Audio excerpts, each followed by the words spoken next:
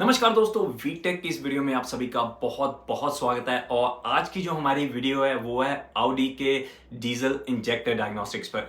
Audi की Q7 गाड़ी थी जिसे मैंने डायग्नोज किया था क्योंकि उसमें इंजेक्टर का इशू आ रहा था। आज की वीडियो की कैसे मैंने उस इंजेक्टर को डायग्नोज किया, कैसे मैंने पता किया कि वो इंजेक्टर खराब है जिसकी वजह से गाड़ी में बहुत सारे इश्यूज आ रहे थे। गाड़ी में इशू नहीं आ रहे थे, इंजन में इशू आ रहे थे क्योंकि इंजन बस 3 सिलेंडर पे चल रहा था। 6 सिलेंडर वाला इंजन था। ऑडी की Q7 गाड़ी थी, जैसे आप फोटो देख सकते हो। कैसे मैंने उसे डायग्नोज किया, और इसके साथ साथ बस ऑडी की नहीं, निसन की गाड़ी पे मैंने डायग्नोज किया था क्योंकि निसन की गाड़ी पे इशू क्या आ रहा था, बहुत सारी अलग अलग निसन की गाड़ी पे इशू आ रहा था कि वो स्टार्ट नहीं हो रही थी। और एक मैंने होल्डन की क्रूज गाड़ी, जैसे कि शेवरलेट की क्रूज गाड़ी है, उस पर डायग्नोज किया था क्योंकि उस पर लाइट्स भी नहीं चल रही थी। उस पर गाड़ी का जो शिफ्टर है वो पार्क से बाहर नहीं आ रहा था, रिवर्स न्यूट्रल में नहीं जा रहा था। अलग अलग गाड़ियां, पूरे हफ्ते में मैंने अलग अलग गाड़ियों को डायग्नोज किया। और जितनी मैं फोटोज ले सकता तो मैंने फोटोज ली ताकि मैं एक केस स्टडी बना सकूं, ताकि अलग अलग चीजों के बारे में बात कर सके कि कौन सी गाड़ी पे मैंने कैसे डायग्नोज किया। और गाड़ी की बात नहीं होती, मेन डायग्नोस्टिक जो फ्लो होता है कि कौन सी सोच के साथ आपने डायग्नोज करना है या किस तरीके से आपने गाड़ी को अप्रोच करना है, उन चीजों के बारे में मेन चीज होती है, मेन बात होती है हमारी इन वीडियोस में। ताकि जब आपके पास वो गाड़ी है तो आपको पता हो कि आपने कहां से शुरू करना है अपने डायग्नोस्टिक प्रोसेस को। तो वो चीज आज हमारी मेन रहेगी। अलग अलग गाड़ियों के अलग अलग डायग्नोस्टिक जो प्रोसेस हैं उनके बारे में मैं बात करूंगा। पिछले हफ्ते काफी गाड़ियां डायग्नोज की थी। अगर आप अपडेट रहना चाहते हैं कि मैं कौन सी गाड़ी पे काम कर रहा हूं और कौन सी चीज डायग्नोज कर रहा हूं, तो हमारे इंस्टाग्राम को जरूर फॉलो करें। मैं नीचे कमेंट में इसका लिंक डाल दूंगा, इंस्टाग्राम ज्वाइन करें, जिसपे मैं रेगुलरली डालता हूं कि आज मैंने कौन सी गाड़ी पे काम किया था, कौन सा डायग्नोज किया था, क्या उसका रिजल्ट निकला। मैं पिक्चर्स वगैरह डालता रहता हूं क्योंकि ये आसान रहता है मेरे लिए। सिंपल एक पिक्चर क्लिक करके इंस्टाग्राम पे डाल देना, जिससे आप लोगों को पता रहेगा कि मैं कौन कौन सी गाड़ी पे काम कर रहा हूँ। अगर आपको कोई ऐसा ऐसा लगता है, कोई गाड़ी लगती है कि यार ये गाड़ी पे केस स्टडी जरूर होनी चाहिए, तो मैं उस पर्टिकुलर गाड़ी पे केस स्टडी बना लूंगा। आपसे कोशिश भी करूंगा कि मैं मैक्सिमम फोटोज लूं गाड़ियों पे। पर इस बार बहुत ज्यादा बिजी था। पिछला हफ्ता काफी गाड़ियां डायग्नोज की, उनमें से 3 गाड़ियों की मैंने फोटोज वगैरह ली। तो उन पर आज हमारी आज की वीडियो होगी। सबसे पहले हम बात करेंगे ऑडी Q7 की। तो चलिए शुरू करते हैं आज की ये वीडियो।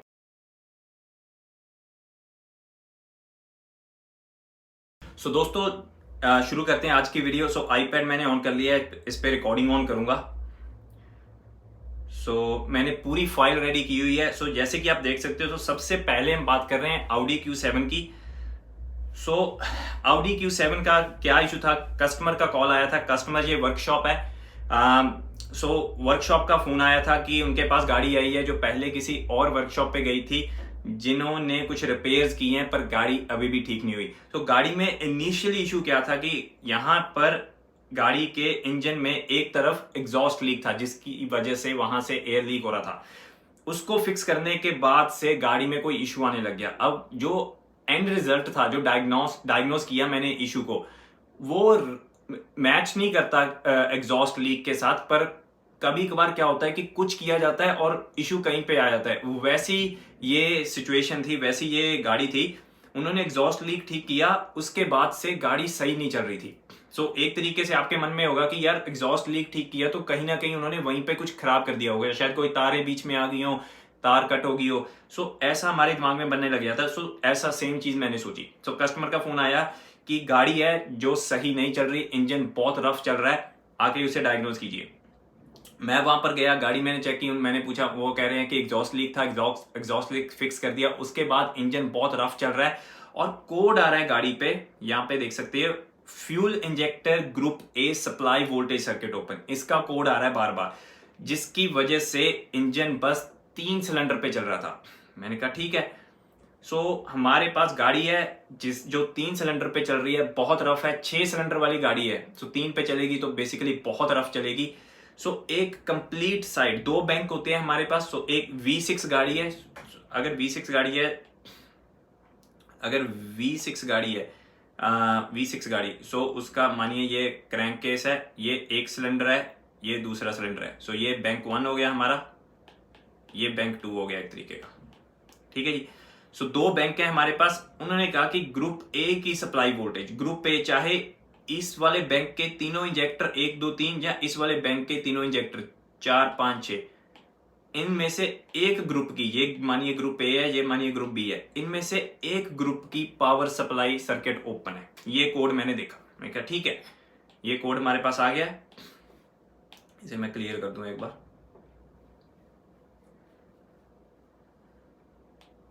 सो वहां पर गया, मैंने देखा ठीक है हमारे पास ये कोड आ रहा है, गाड़ी स्टार्ट की और गाड़ी बहुत ही रफ चल रही थी। सो अब तक सबसे मेन चीज क्या होती है कि आप कस्टमर से पूछिए, वो चाहे वर्कशॉप है या सीधा कस्टमर, उससे पूछिए कि क्या क्या इस पे हो चुका है। सो जब एग्जॉस्ट गैस के लीक ठीक हो गया था, उसके बाद जो शॉप थी उन्होंने 2 इंजेक्टर चेंज किए। हमारे इस वाले बैंक पे इस तरफ 2 इंजेक्टर चेंज किए, कलर चेंज कर देता हूं, इस तरफ 2 इंजेक्टर चेंज किए गए। मैंने कहा ठीक है, सो 2 इंजेक्टर चेंज किए। और दूसरी चीज मैंने ये पूछी कि क्या वो इंजेक्टर प्रोग्राम किए गए कि नहीं। वो कह रहे हैं कि वो प्रोग्राम किए गए हैं। सो मैंने कहा मेक श्योर आप कंफर्म कर लीजिए। वो कहते हैं कंफर्म्ड है। मैंने स्कैन टूल लगाया, स्कैन टूल के अंदर गया और जो इंजेक्टर्स के ऊपर कोडिंग दी जाती है वो मैंने स्कैन टूल के अंदर जो ऑलरेडी सेव्ड कोडिंग है कि कौन से इंजेक्टर की कोडिंग क्या है उसके साथ मैच की, तो 2 इंजेक्टर जो उन्होंने डाले थे वो कोड नहीं किए गए थे। सो मैंने उनको कोड किया, ठीक है। अब देखिए इंजेक्टर कोड अगर नहीं भी किए गए फिर भी गाड़ी चलेगी, क्योंकि वो उसकी कंपेंसेशन वैल्यू है ना। वो अगर सही भी नहीं होगी गाड़ी तो एटलीस्ट चलेगी। पर वो 2 इंजेक्टर का इशू नहीं था कि वो उनको कोड नहीं किया गया जिसकी वजह से 3 सिलेंडर नहीं चल रहे, 3 चल रहे हैं, क्योंकि 2 इंजेक्टर बदले गए हैं। तो मैंने उनको कोड किया, गाड़ी को स्टार्ट किया, हमारा इशू वहीं पर था। 3 सिलेंडर चल रहे थे, 3 सिलेंडर नहीं चल रहे थे। अब मुझे क्या लगा, देखिए कहां पर आप गलत दिशा में जाना शुरू कर देते हो उन चीजों से बचना बहुत इंपॉर्टेंट है। सो मुझे लगा कि जिस साइड उसने 2 इंजेक्टर बदले हैं वो ही ग्रुप ए है, क्योंकि हमारे पास कोड आ रहा है ग्रुप ए सप्लाई वोल्टेज का। मैंने कहा कि जहां पर उसने छेड़छाड़ की, उसने इंजेक्टर की एग्जॉस्ट की गैसकेट भी चेंज की, उसके साथ साथ उसने 2 इंजेक्टर भी चेंज किए। तो मुझे ऐसे लग रहा था कि जो बैंक ए है, ये मानिए ये बैंक ए है, ये बैंक बी है। तो मैंने कहा कि यार जो बैंक उसने छेड़ा है वो ही खराब होगा। सो उस हिसाब से बैंक ए ये होना चाहिए, बैंक बी ये, कि जिसमें उसने रिपेयर किया है मुझे लग रहा था वो खराब है, कि 2 इंजेक्टर उसने बदले, वहीं पर कुछ ना कुछ उसने किया है। तो ग्रुप ए वाला होगा ये वाला, पर ऐसा नहीं था। मैंने गूगल पे गया, गूगल पे जाके मैंने सिंपली क्या किया, मैंने Audi 3 litre diesel CRCA engine code के साथ मैंने cylinder identification, cylinder layout search किया। तो मुझे पता लगा कि ग्रुप ए ये वाला है। इसे मैंने सर्च कर दूं, अरे सो ये ग्रुप ए है, ये ग्रुप बी है जो इस तरफ था। और यहां पर हमारे पास सिलेंडर थे 1 2 3 4 5 6। सो हमारे पास कोड आ रहा है group A supply voltage circuit open.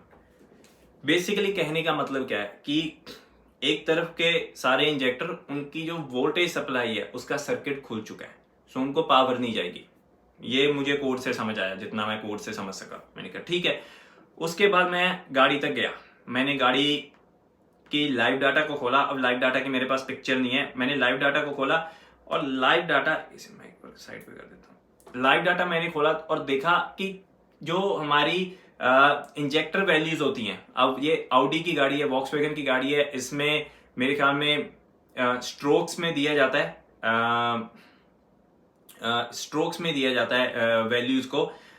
तो मैंने उस वैल्यूज को देखा तो 3 सिलेंडर की वैल्यू आ रही थी, 3 की नहीं आ रही थी, 3 की बिल्कुल 0 थी।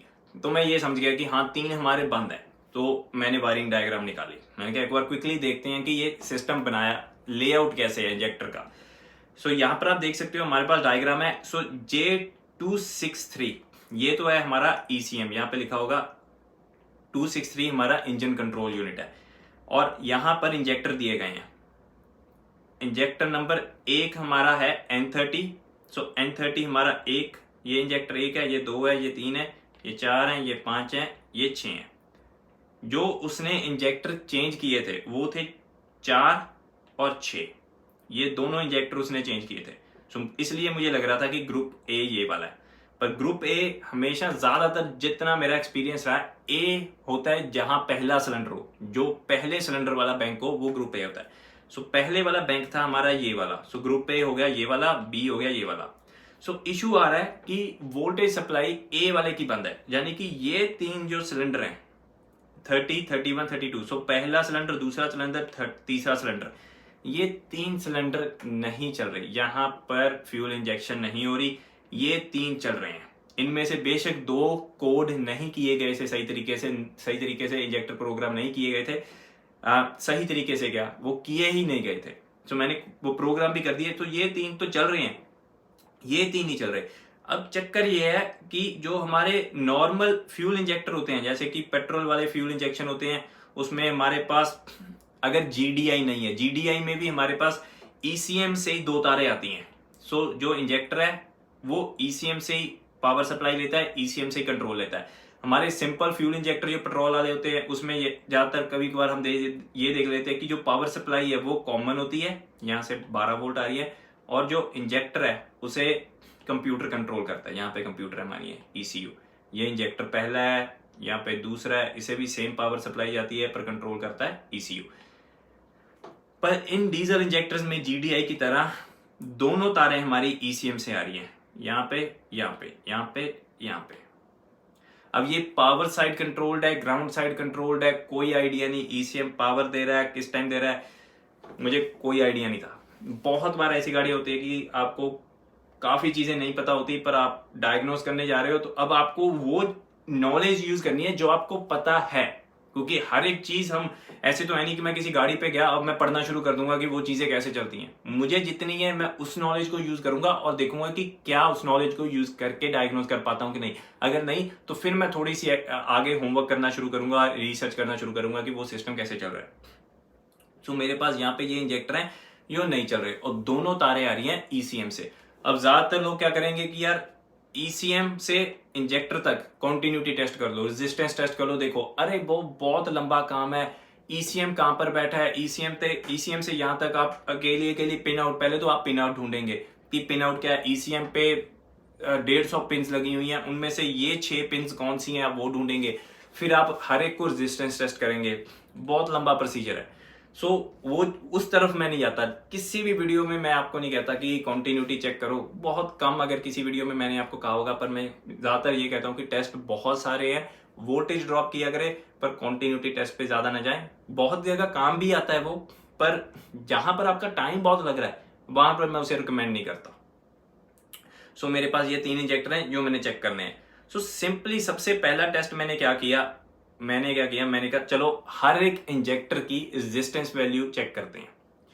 सो मैंने ऑनलाइन सर्च किया तो रेजिस्टेंस वैल्यू इसकी होनी चाहिए 180 से 2 लाख ओम्स के बीच में, ठीक है।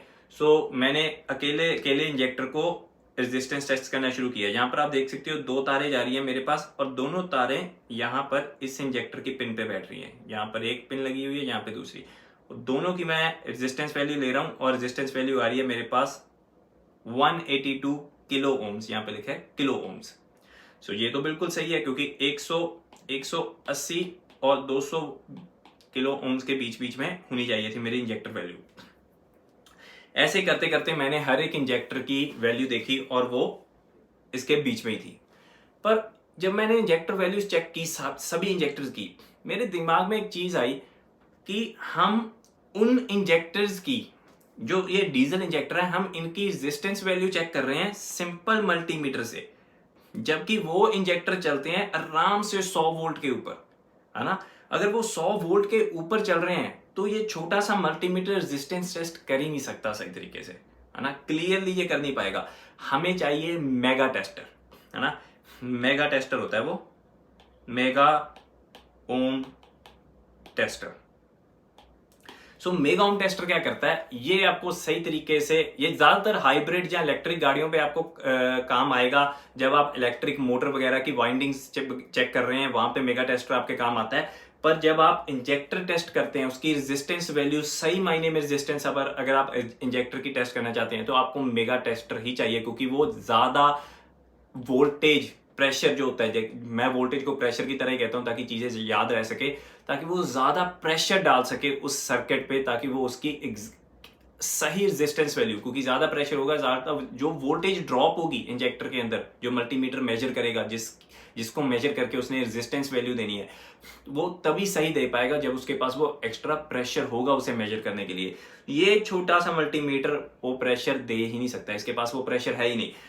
सो जो रेजिस्टेंस टेस्ट है वो आपको नहीं बताएगा कि ये इंजेक्टर सही है कि नहीं। हाँ, वैल्यू हमें पता है 180 और 200 किलो ओम्स के बीच में, पर इस वाले मल्टीमीटर से वो वैल्यू हम अचीव नहीं कर सकते। अगर मेरे पास हर एक इंजेक्टर 180 और 200 किलो ओम्स के बीच में आया तो मैं ये नहीं कह सकता कि ये इंजेक्टर सही हैं, 100% सही हैं।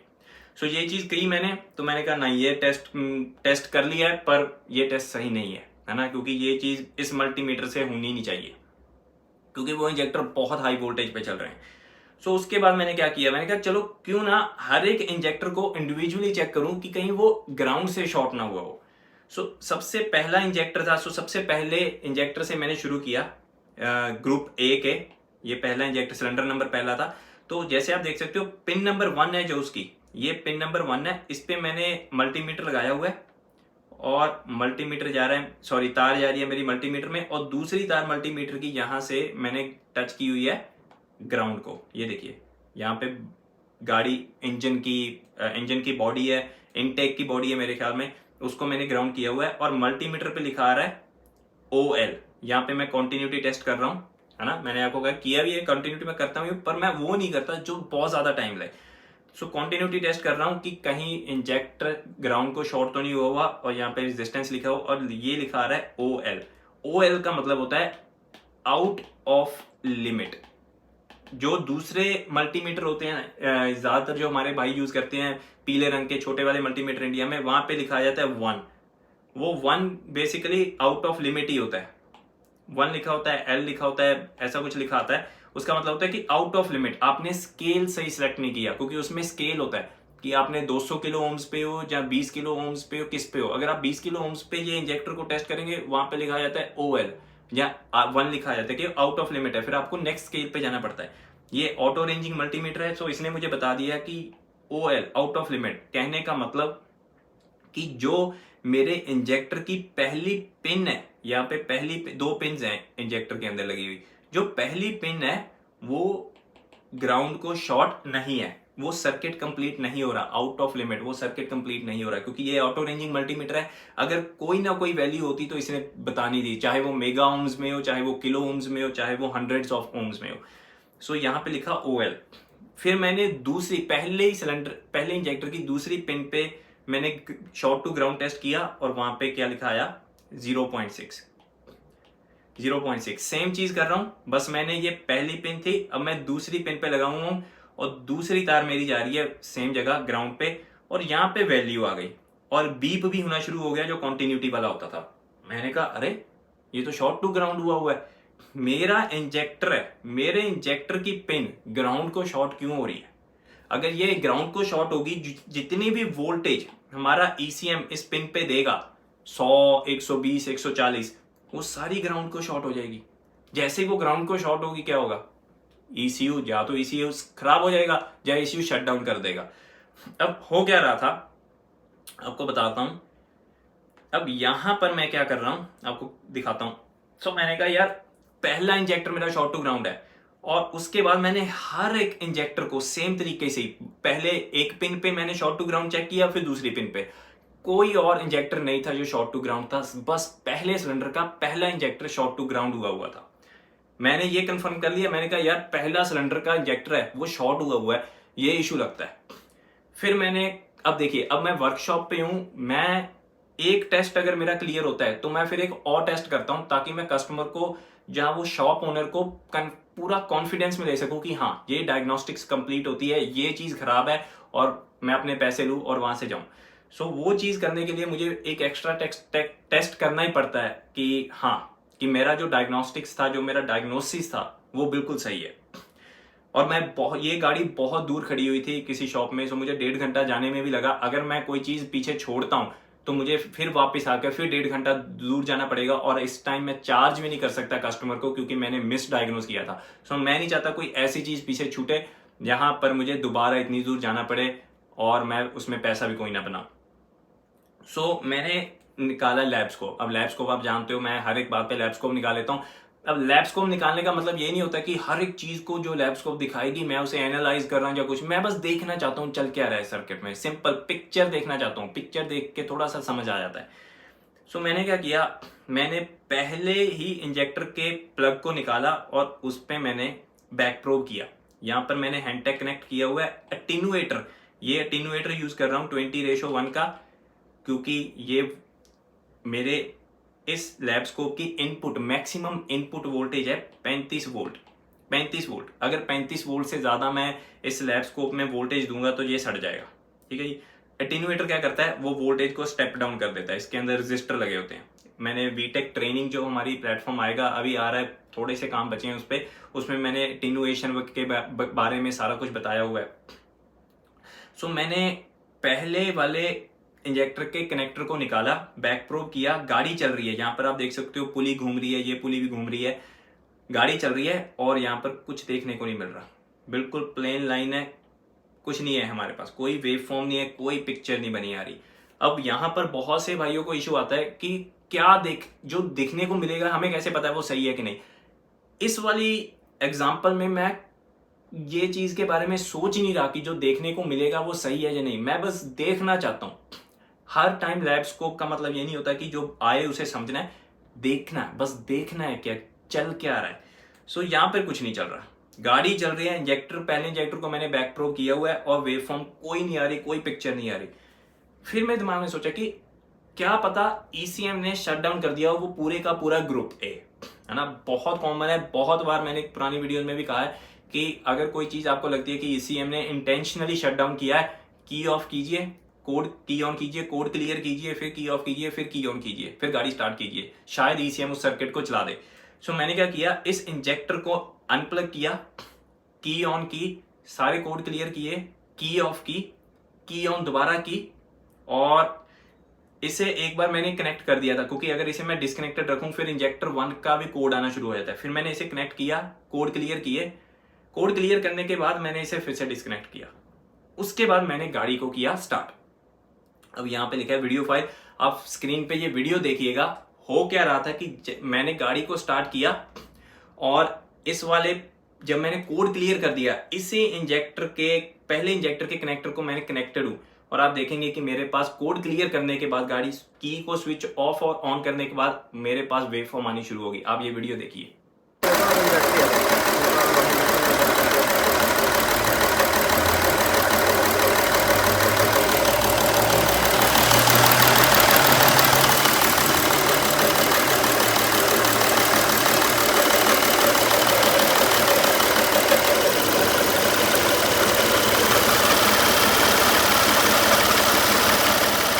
तो जैसे आपने वीडियो में देखा कि क्लियरली जब मैंने उसे कोड को क्लियर किया वो वेव फॉर्म आनी शुरू हो गई। अब जो ईसीएम कर रहा है, ईसीएम चाहे पावर दे रहा है चाहे कंट्रोल दे रहा है, हमारे पास एक वेव फॉर्म है, यानी कि ईसीएम है, जो ईसीएम का काम है वो कर रहा है, वो बिल्कुल सही कर रहा है। और वो चीज, अब इंजेक्टर की खासियत ये है कि अगर एक इंजेक्टर खराब है आपके पास बाकी 5 तो सही है ना, तो हम बाकी की वेव फॉर्म्स देख के चेक कर सकते हैं कि सही इंजेक्टर की वेव फॉर्म कैसी लगनी चाहिए। सो वहां पर मैंने बाकी इंजेक्टर्स की वेव फॉर्म देखी और पहले की देखी, वो बिल्कुल सही थी, वो एग्जैक्टली सेम थी। अब बस मैंने डिस्कनेक्ट किया हुआ था और जैसे आपने देखा कि जैसे ही मैं उसे कनेक्ट करता हूं, जैसे ही कनेक्ट करता हूं ईसीएम को पता लगता है कि पहला इंजेक्टर शॉर्ट हुआ है ग्राउंड को, वो सारे के सारे ग्रुप ए को शट डाउन कर देता है और गाड़ी 3 सिलेंडर पे आ जाती है। जब मैं पहले वाले को निकाल के गाड़ी चलाता हूं तो वो 5 सिलेंडर पे चलती है। अब आप एक दूसरी वीडियो देखिए जिसमें मैंने सेम चीज की हुई है, पर मैंने दूसरे इंजेक्टर पे बैक प्रोब किया हुआ है और पहले इंजेक्टर को मैं कनेक्ट करूंगा और गाड़ी फिर से शट डाउन हो जाएगी। जैसे मैं कनेक्ट करूंगा आप सुन सकेंगे कि वो 5 सिलेंडर पे चलती चलती गाड़ी एकदम 3 सिलेंडर पे आ जाती है और वो बहुत ज्यादा रफ चलना शुरू हो जाती है।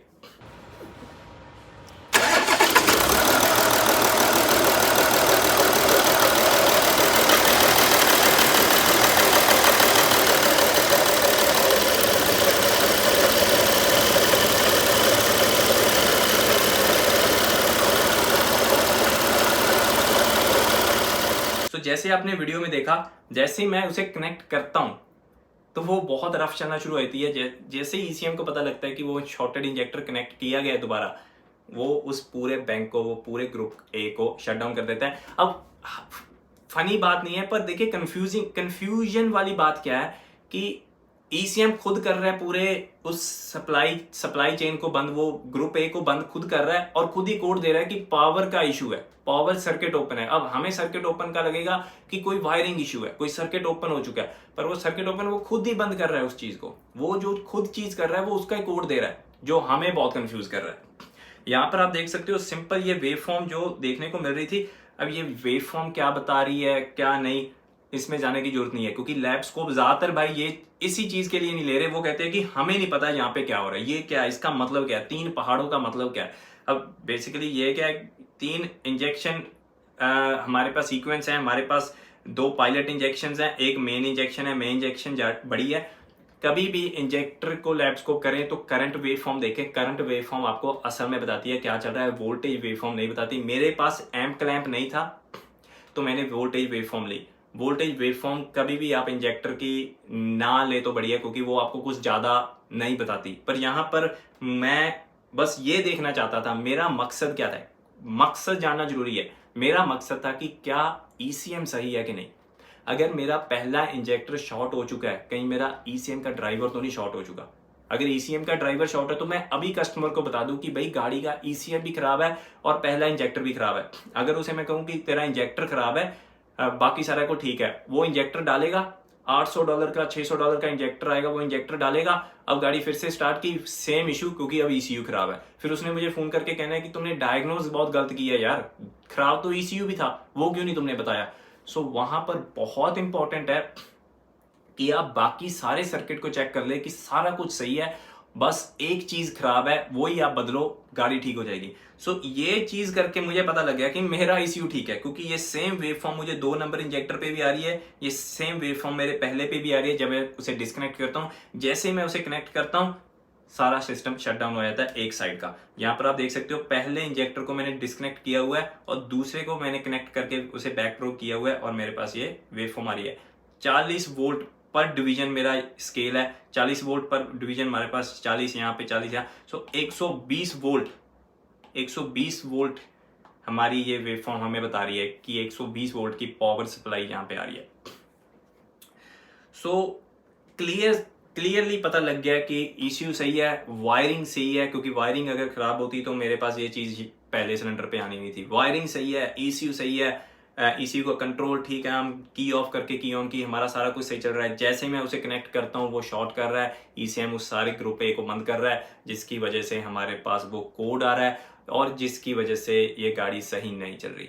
1 नंबर इंजेक्टर को चेंज किया और गाड़ी बिल्कुल सही हो गई।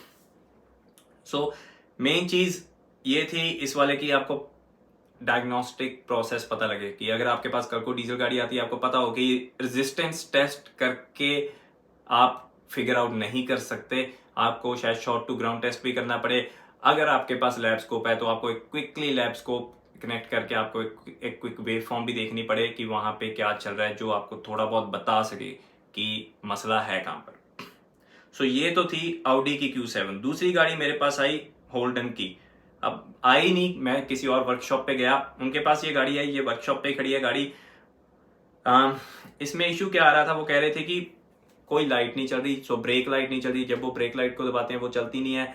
जो पार्क न्यूट्रल, जो पार्क सिलेक्टर होता है, पार्क रिवर्स ड्राइव न्यूट्रल, वो रिवर्स या ड्राइव में नहीं जा रहा जब तक आप उसे मैन्युअली प्रेस करके नहीं करते। जो ओवरराइड सिस्टम है तब वो नहीं करते। ब्रेक दबाने पर वो सोलिनॉइड क्लिक नहीं कर रहा। तो मैं वहां पर गया, मैंने कहा ठीक है मैं डायग्नोज करता हूं। तो मैंने वायरिंग डायग्राम निकाली। वायरिंग डायग्राम से मैंने कहा कि सबसे पहले मैं वो पार्क वाला देखता हूं कि वो पार्क वाला क्यों नहीं हो रहा। सबसे देखिए, अगर ब्रेक लाइट नहीं चल रही, वो नहीं मूव कर रहा, सबसे पहली चीज आपके दिमाग में या मेरे दिमाग में ये आएगी, क्या ब्रेक स्विच सही है कि नहीं। क्योंकि ब्रेक स्विच अगर खराब होगी, ना पीछे वाली लाइट्स चलेंगी ब्रेक वाली, ना वो सिलेक्टर वाला सोलिनॉइड क्लिक होगा। क्योंकि जब तक ईसीयू को, बीसीएम को, या जो भी उसे कंट्रोल कर रहा है, उसे जब तक पता नहीं होगा कि ब्रेक दबाई गई है कि नहीं, जब तक वो सिग्नल इनपुट नहीं आती उसके पास, उसने वो सोलिनॉइड ऑन नहीं करना। मैंने ब्रेक के नीचे चेक करके देखा, इसमें ब्रेक स्विच था ही नहीं, इसमें पोजीशन सेंसर था ब्रेक का। तो क्लियरली पोजीशन सेंसर चल रहा था। जब मैं लाइव डाटा में गया, ब्रेक दबाई तो वो बता रहा था, मुझे उसकी पोजीशन बता रहा था, पर बाकी चीज़ें अभी भी नहीं चल रही थी। तो मैंने कहा कि अगली चीज़ क्या चेक करनी है। चेक तो मैंने ब्रेक लाइट्स करनी थी पीछे जाकर, पर वो ट्रंक खुल नहीं रहा था, क्योंकि BCM जो मल्टी फंक्शन कंट्रोल यूनिट है वो ही उसे कंट्रोल कर रहा था, BCM को, उसको ट्रंक के स्विच को भी। सो जितनी चीज़ें भी BCM कंट्रोल कर रहा था, उसे मल्टी फंक्शनल कंट्रोल यूनिट कहते हैं इस गाड़ी में, वो कुछ भी नहीं चल रहा था, है ना। कोड चेक किए, नो कॉम विद BCM ऐसे वगैरह कोड आ रहे थे। तो अब देखिए, अब यहाँ पर मैंने देखा नो कॉम विद BCM आ गया, और जितनी चीजें वो BCM कंट्रोल कर रहा है वो नहीं चल रही। तो ज्यादातर श्योर हूँ कि BCM खराब है।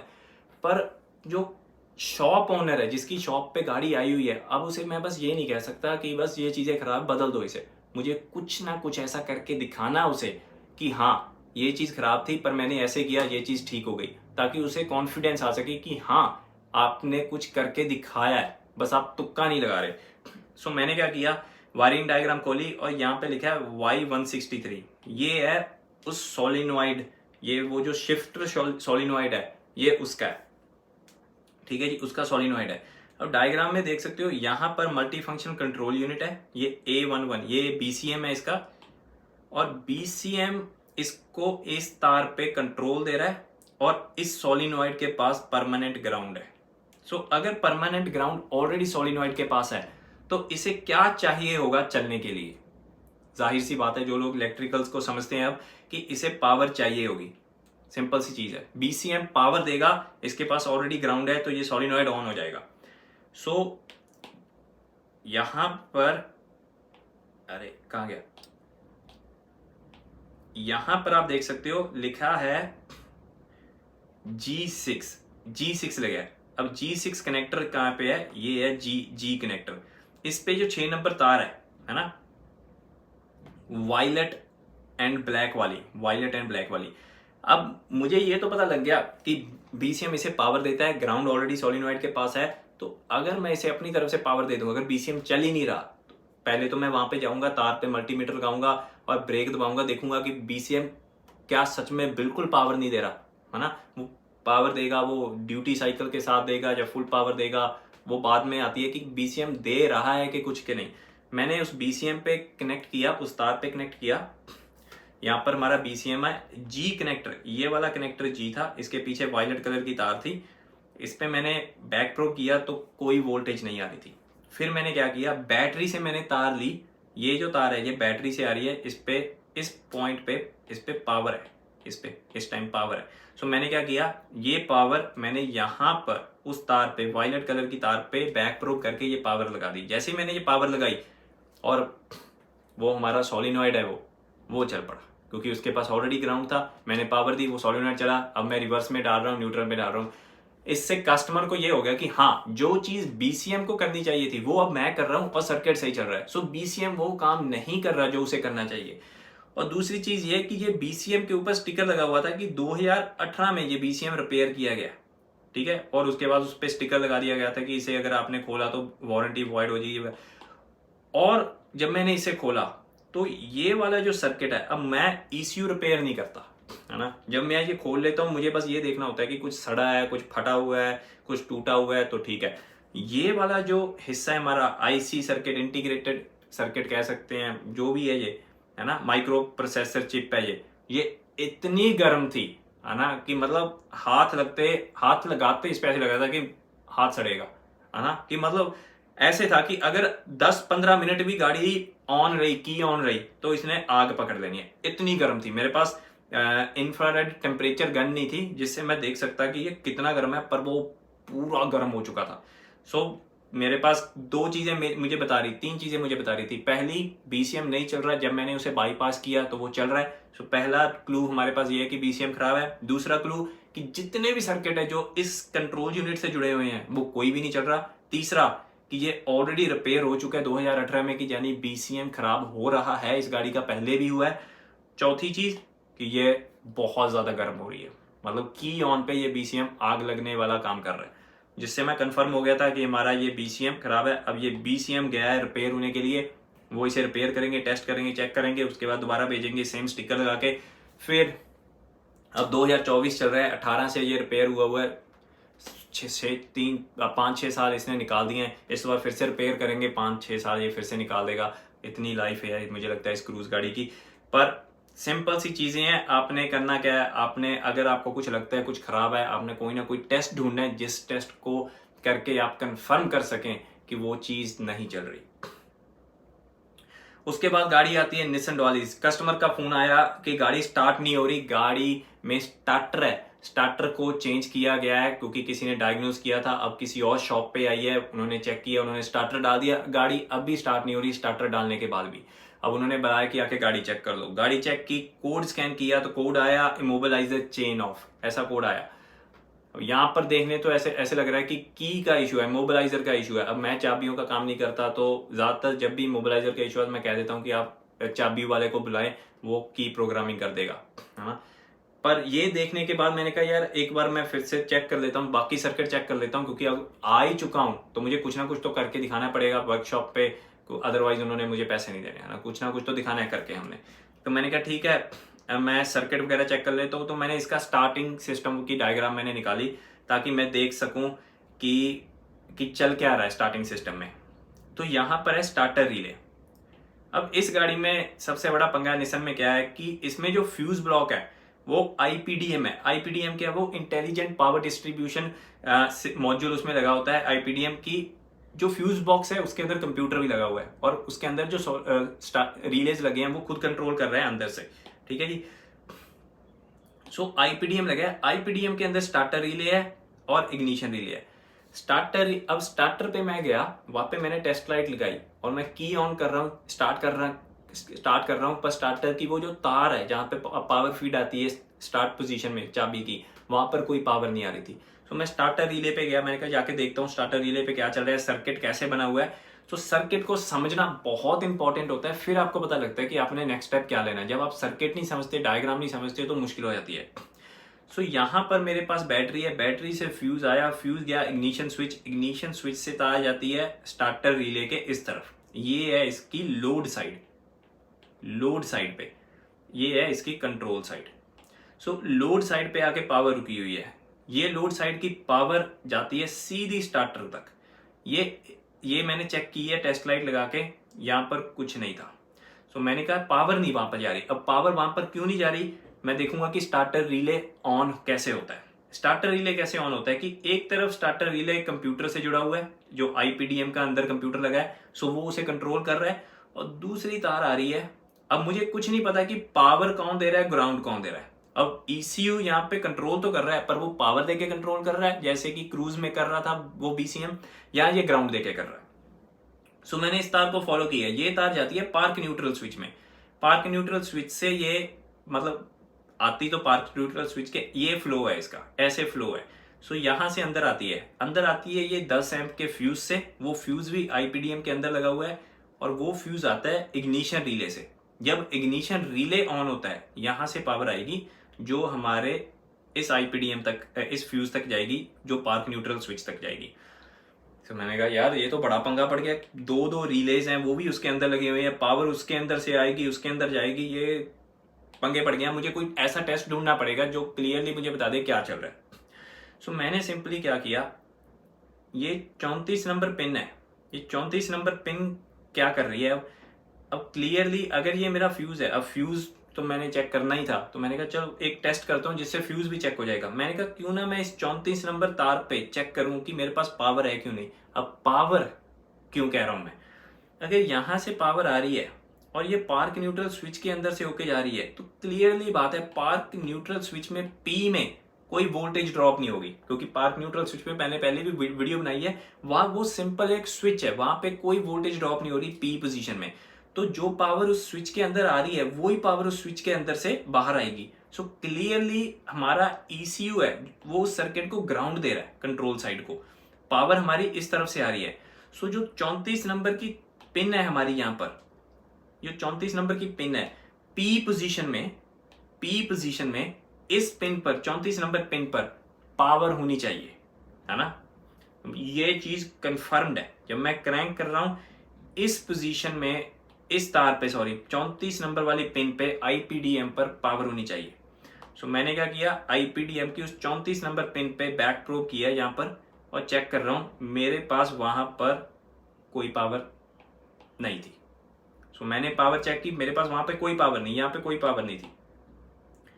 सो मैंने कहा यहाँ पर कोई पावर है ही नहीं, ये अब क्या मसला पड़ गया, यहाँ पर पावर नहीं आ रही। अब यहाँ पर देखिए सबसे बड़ा पंगा क्या होता है कि स्टार्ट नहीं हो रही, अब कहाँ कहाँ ढूंढे, क्या क्या इश्यू हो सकते हैं। तो मैंने एक सर्किट को पकड़ना है, उस सर्किट को बैक टेस्ट करते जाना है कि वो कहाँ लेकर जाता है मुझे। सो मैंने यहाँ पर देख लिया कि मेरे पास पावर नहीं आ रही है 34 नंबर पिन पर। सो पीछे की तरफ जाते हैं कि 14 नंबर पिन पर आ रही है कि नहीं।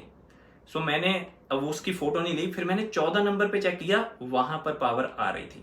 सो 14 पे पिन पर पावर आ रही है, 34 पर पावर नहीं आ रही, तो कहीं स्विच पर कोई इशू तो नहीं है। किस्मत अच्छी थी कि वो स्विच बिल्कुल सामने ट्रांसमिशन के ऊपर लगी हुई थी। जैसे ही मैंने उस स्विच को खोला, ये हाल था उस स्विच का, यहाँ पे पिन ठीक है, यहाँ पे पिन ठीक है, यहाँ पे पिन ठीक है, ये पिन टूटी हुई है, ये पिन है, ये पिन है, ये पिन है, और सारा हरा हरा हुआ है, क्रोजन ही क्रोजन हुई हुई है, और वो पिन टूट के इसमें फंसी हुई थी। ये उस पार्क न्यूट्रल स्विच का कनेक्टर है और ये स्विच की तरफ का कनेक्टर है। सो ये फीमेल साइड है, ये मेल साइड है, और आप क्लियरली देख सकते हो कि वो पिन टूट के, क्रोजन होने की वजह से वो पिन टूट के इसके अंदर घुस चुकी है, जिसकी वजह से पार्क न्यूट्रल स्विच काम नहीं कर रही थी, और जो पावर जा रही थी स्विच के अंदर वो बस बाहर नहीं आ रही थी। सो मैंने एक सिंपल बैक प्रोब करके IPDM, ये IPDM है उसका, इसके नीचे फ्यूज लगे होते हैं, मैंने सिंपल एक तार पे चेक किया कि मेरे पास पावर आ रही है कि नहीं। यहाँ पर पावर नहीं थी, तो मैंने सिंपल इस पिन पे चेक किया पावर है कि नहीं। वहां पे पावर थी, तो क्लियरली उसने बता दिया कि मेरी पार्क न्यूट्रल स्विच है वो कॉन्टिन्यूटी तोड़ रही है, जिससे कंफर्म हो गया कि पार्क न्यूट्रल स्विच में कोई इशू है। जैसे ही मैंने उसका कनेक्टर निकाला, हमारा जो शक था वो यकीन में बदल गया, और पार्क न्यूट्रल स्विच हमारी खराब थी। सो ऐसी मैंने काफ़ी गाड़ियां डायग्नोज की पिछले हफ्ते में। ज़्यादातर गाड़ियों का मैं फोटो खींच के इंस्टा पे डाल देता हूँ। कुछ ऐसी चीज़ें होती हैं जिन पे वीडियो बनाने का मतलब नहीं बनता, क्योंकि वो बहुत सिंपल होती हैं। एक ट्रक पे काम किया था, उसका फ्लैशर यूनिट नहीं चल रहा था, उसको मैंने टैप किया, फ्लैशर यूनिट चलने लगा। अब उस पर वीडियो बनाऊंगा तो वो बहुत बेकार होगी, क्योंकि वो चीज़ सिंपल है। कुछ चीज़ों पे मैं वीडियो बनाना, वो उन चीज़ों पे मैं वीडियो बनाता हूँ जो मुझे लगता है कि आपके, अब देखिए चीज़ एक कोड आ रहा था इमोबिलाइजर चेन ऑफ। अब आप तो, मुझे भी यही लगा कि ये तो चाबी वाला इशू है ना। इशू क्या निकला, पार्क न्यूट्रल स्विच का। फॉल्ट कोड पे मत जाइए, फॉल्ट कोड बहुत गुमराह करते हैं। मेरे पास फोर्ड की गाड़ी आई थी जिसपे कम्युनिकेशन कोड थे, सारे कम्युनिकेशन कोड है ना, पूरी की पूरी लिस्ट कम्युनिकेशन कोड थी। No com with ABS, BCM, ECM, blah blah blah. निकला क्या, इग्निशन ऑक्सिलरी सर्किट का रिले है जो, वो अंदर से सड़ चुका था। उसे मैंने रिप्लेस किया, गाड़ी सही होगी। सो कोड आपको रास्ता दिखाते हैं, पर बिल्कुल कोड के ऊपर रिलाई मत, ऐसे मत कीजिए कि यही कोड है, यही इशू है, इसे ही मैंने ढूंढना है। अपना एक बार जो बेसिक टेस्ट है, गाड़ी स्टार्ट नहीं हो रही, क्यों स्टार्ट नहीं हो रही, स्टार्टिंग सर्किट चेक करो। जो बेसिक चीजें हैं, जो सर्किट हैं, वो जरूर चेक करें, आपकी मैक्सिमम गाड़ी सही हो सकती है। अगर आप सीधा कोड को देखकर उस तरफ भाग लेते हो, फिर आप लंबे चक्कर में फंसेंगे और बहुत टाइम वेस्ट होगा, बहुत पैसा भी खराब होगा। सो ये थी 3 गाड़ियां जिन पर मैंने सोचा कि वीडियो बनाई जाए, ताकि आपको कुछ चीजें समझ आए। होपफुली कुछ इस वीडियो से आपको फायदा हो। शायद आप कल आपकी वर्कशॉप में गाड़ी आए ऐसी, तो आपको पता होगी कि मैंने जो मेरा प्लान ऑफ अटैक है वो कैसा होना चाहिए, कहाँ से मैंने शुरू करना है, किस तरफ मैंने इसे लेकर जाना है। सो इसकी रिकॉर्डिंग मैं बंद कर देता हूँ।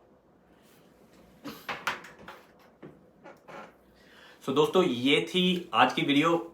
इंस्टाग्राम को जरूर फॉलो कर लीजिएगा। मुझे नंबर से मतलब नहीं है कि इंस्टाग्राम में कितने फॉलोअर हैं, मुझे बस ये है कि आप सबको पता रहे कि मैं कौन कौन सी जॉब कर रहा हूं, और वहां पे हम एक तरीके से कम्युनिकेट कर सकते हैं कि हाँ, ये आज मैंने जॉब की, इसमें ऐसा इशू है, इसमें ऐसा इशू है।